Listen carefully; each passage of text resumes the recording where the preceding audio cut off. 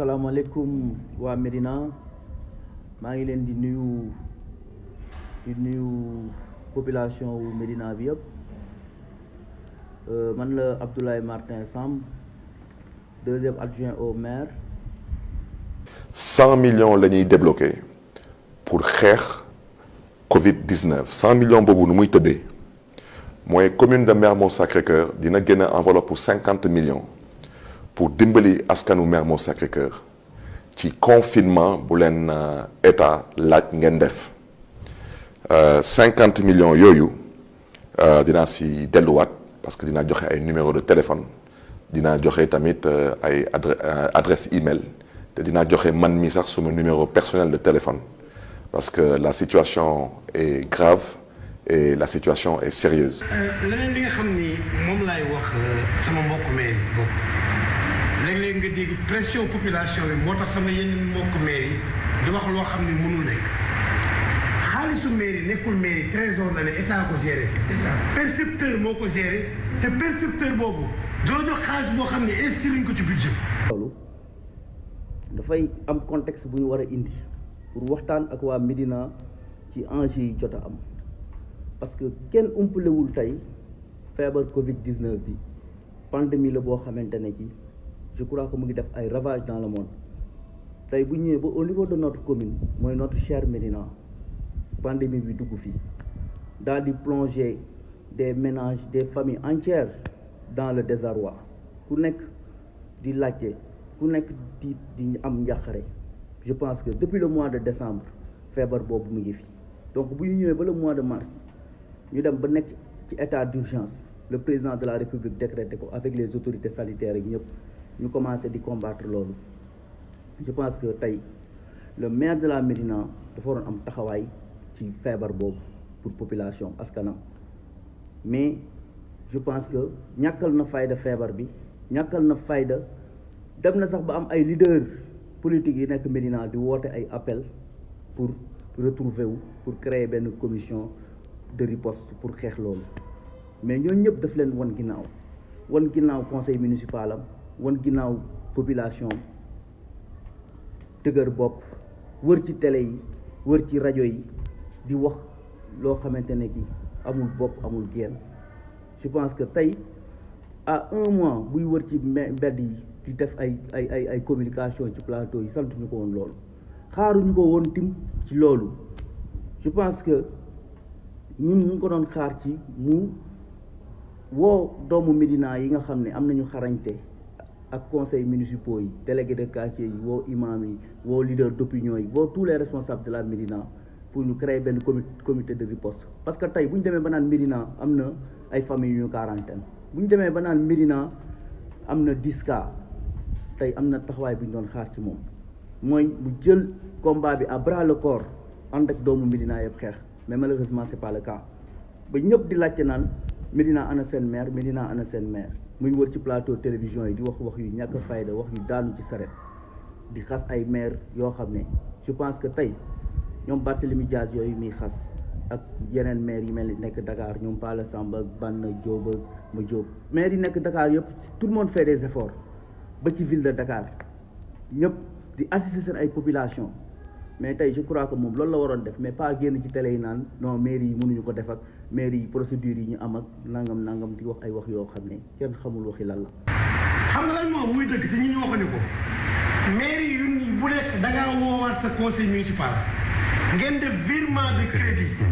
maanaam li nga xam ne moo waroon dem Makka ñi nga doon jëndal billet ñu waroon dem Rome subvention ASC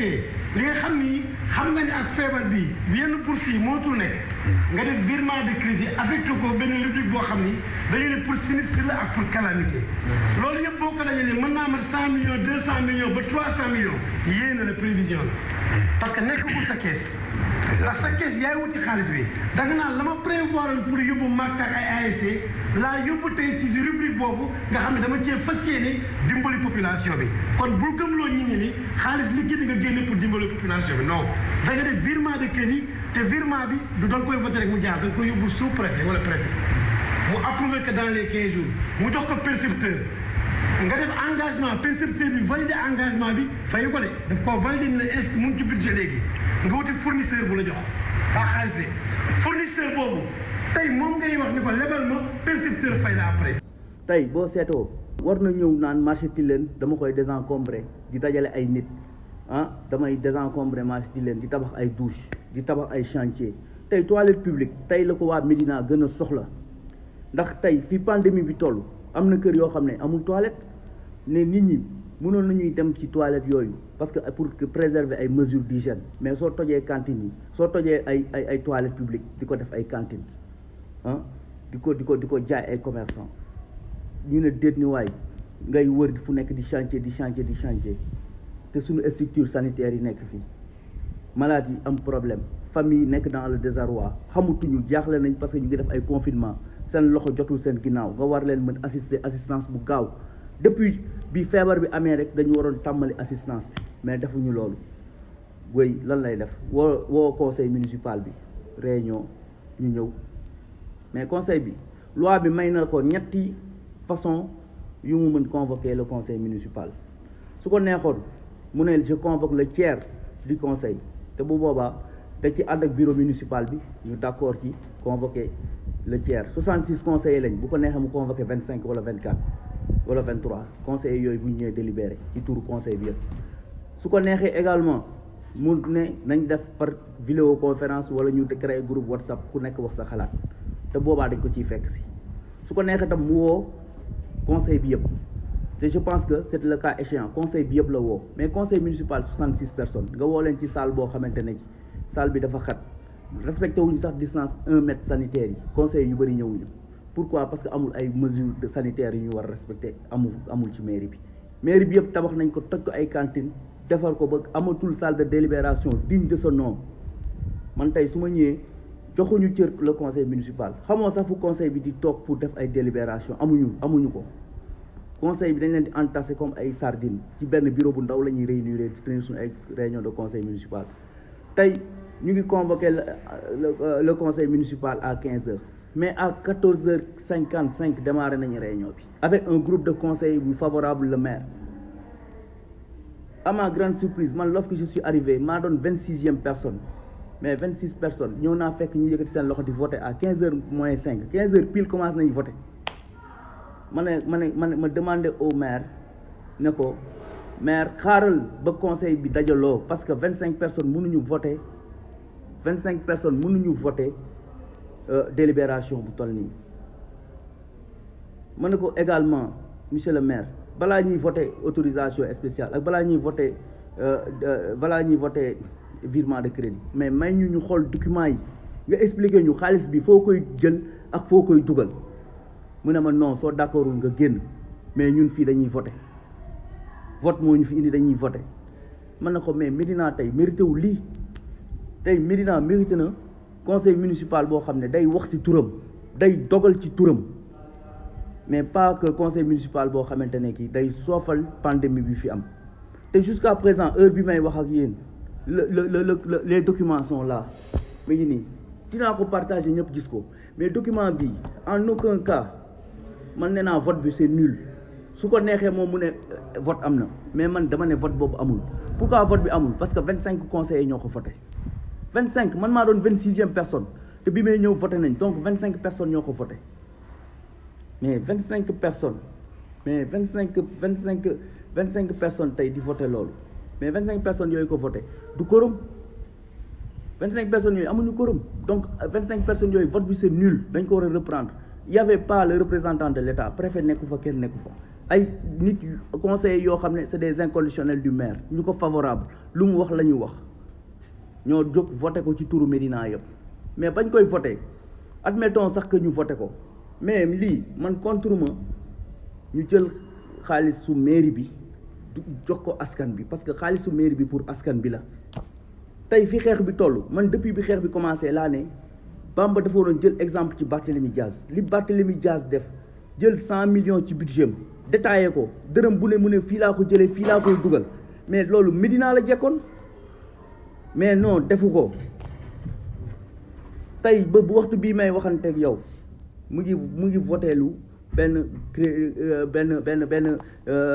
autorisation spéciale ak benn virement de crédit mais virement de crédit bi ñaata la ñu ciy laaj nee na nañ ko jox 125 millions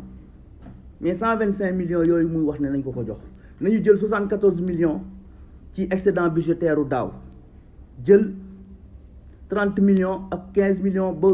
cabinet du maire ak feet yeeg yëpp nañ jël xaalis boobu yëpp dajale ko jox ko ba mu mat 125 millions mu ne subvention ASC yëpp nañ ko dajale jox ko ba mu mat 125 millions feet yeeg frais de mission tabaski ko kii frais de mission yeeg aji màkk yeeg frais de mission yi am ci mairie bi yëpp ak cabinet maire nee na xaalis boobu nañ ko jël jox ko donc 125 millions la ñu laaj pour ñu jox ko. Deuxièmement mu ne PACASEN xaalis bi nga xamante ne ki c'est un programme pour les communes mais PACASEN boobu investissement la communes yi depuis 4 ans ñu ngi ciy daw tey mu ne Médina nañu jël li ñu jot a jox ci PACASEN bi 59 millions yi nañ ko jël jox ko donc muy un total de 187 millions mu ne nañ jël 187 millions jox ko mu def ko ci lu ko neex li tax may wax ne dafa ne nañ ko jox mu def ci lu ko neex mooy le maire dafa ne jusqu'à présent fii documents yi ma yor amul benn yoon bu mu tuddee Covid-19 amul benn yoon bu mu tuddee pandémie amul benn yoon bu mu tuddee ne créé na commission buy xeex affaire pandémie bi amul benn yoon bu mu leeralee ne xaalis bi ci pandémie bi laa koy dugal fii laa koy dugal ba léegi waxul fan lay dugal xaalis bi dafa ne dépenses diverses la koy def li muy xeexee pandémie bi dépenses diverses mooy maanaam leeralul dara nee na daal nañu dajale maanaam 200 millions jox ko mu seet lu mu ciy def mais je pense que mën na ko nag monsieur le maire loolu mënul ne ñun naka la ñuy jëlee 200 millions wu Médina jox la ko yow cundum créé woo amul contrôle amul dara yow kese yaay téye sa 200 millions def ci lu la neex monsieur le maire tey su bëggoon appuyer population yi da koy def parce que yor na marché Tilène c'est le marché Tilène bokk na ci les 5 plus grands marchés de Dakar tey marché Tilène commerçant boo toog ne ko pandémie bi dafa am ci dëkk bi jox ñu ceeb mu indi ko commerçant boo ne jox ñu diwlin jox ñu produit sanitaire ñu indil la ko livrer ko pour askanu Médina te ñëpp xam nañ ne Covid-19 bi le président de la République wàññi na les délais de paiement c'est 40 jours fu mu ne nii képp ku jël bon de commande mairie soo demee 40 jours mairie ba ñu fay la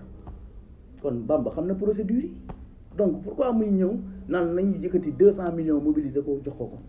te 200 millions yoo xam waxul ne ci Covid-19 la koy dugal parce que dafa ne dépenses diverses mais dépenses diverses du Covid-19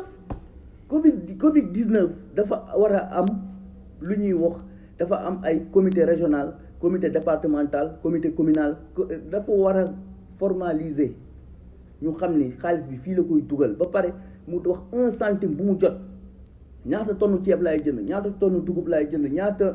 ñaata saabu lay jënd produits sanitaires yi lii laa koy jënd ménage ñaata ménage lay appuyer même état du Sénégal tey wax nañu ne commune Médina 9000 ménages lay soulager mais le maire bi fi nekk jusqu'à présent mënuñu wax Médina ñaata ménage moo fi am mënuñu wax ñaata nit lay appuyer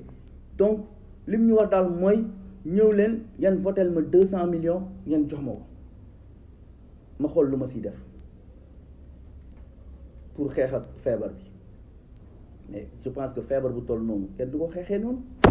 donc loolu moo tax tey mu jóg na ko monsieur le maire loolu du fi am loolu du am Médina waa Médina du ñu jël seen 200 millions di la ko jox pour nga ci def lu la neex parce que fulaaloo xeex bi faydaaloo xeex bi moment bi ñuy xeex Covid-19 yaa ngi wër ci télévision yi di wax moment bi ñuy xeex Covid-19 yaa ngi toj douche Médina yi di ci tabax ay magasin di ko jaay moment boobu yaa ngi jël ay jàkk di ko tabax biir mairie moment boobu yaa ngi jël awsa yi nekk rue 9 di leen tabaxal ay douche publique rue 9 mais monsieur le maire yow jaay ak jënd moo la intéressé yow gestion pandémie intéressé wu la. donc ma bëggoon naa askan wi xam ne ni que 100 millions boobu du muy tëddee mooy wax naa ko nee naa 50 millions denrées alimentaires 17 millions dinañ ko jënd fii ci mairie bi ci ay masques ay gel ak ay gants pour tas ko ci commune bi dugal ko ci kër yi ñetti poste de santé yu fi nekk mooy bu nekk Mermoz bu nekk Sacré-Cœur 1 ak bu nekk fii ci Baobab ci paroisse Saint-Pierre des Baobab poste de santé bu nekk dina jot 1 million ci ay koppar pour ñu mën leen jàppale ci seen taxawaay ci xeex bi contre le coronavirus dina am benn enveloppe de 5 millions nga xam ne dinañ jënd ay masques ay gel ay gants ay combinaisons ak ay thermoflash jébbal ko poste de santé yi dina am benn enveloppe de 15 millions bu ñuy débloqué ci ay secours pour les populations ma bëggoon leeral wax ci 15 millions yooyu mooy retraités yi ñoo ko moom nit ñu feebar yi ñoo ko moom nit ñu nga xam ne yàlla def amuñu ay wajur ñu leen di woy ay orphelins ak ñu nga xam ne ay couches défavorisées lañu te du ma fàtte tamit chômeurs yi ci la ñu bokk bu ci des tamit ci 100 millions boobu dinañ appuyer service d'hygiène ci ay produits ak ci carburant dinañ appuyer commissariat de Dieuppeul ci seen taxawaay surtout par rapport ak couvre-feu bi di ñaax tamit askanu Mermoz Sacré-Cœur nañu respecter les instructions les directives des autorités administratives et sanitaires respecter couvre-feu buy commencer 20h di dire 6h du matin. J'espère que vous avez aimé la vidéo, et n'oubliez surtout pas de vous abonner sur la chaîne SLK Prod. Merci et à bientôt.